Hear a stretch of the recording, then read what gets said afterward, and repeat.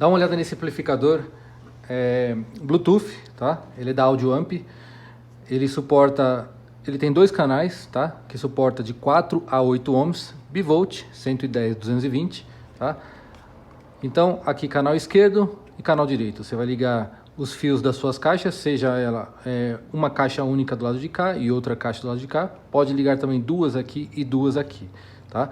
Essa versão de entrada, ela tem 60 watts RMS, tá?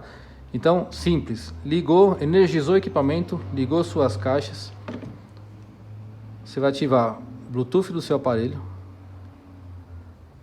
Já é a versão 5.1, então eu consigo te entregar com o nome que você quiser, tá? Nesse caso aqui, no nome padrão, já vai com o nome da marca. Tá conectado. Veja que não tem chiado, não tem barulho algum, tá? Conectado, Spotify. Tá tocando. É isso aí, ó. Uma caixa, outra caixa lá.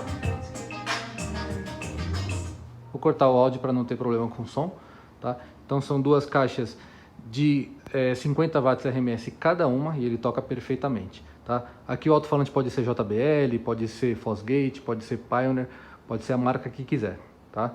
Então muito simples de instalação. Aqui neste caso os fios já estavam passando para baixo da televisão, tá? No rack.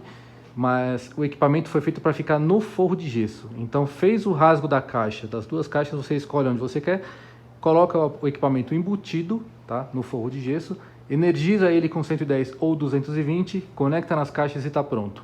Conversa com celular via Bluetooth, televisão via Bluetooth e também Alexa, tá bom? É isso aí.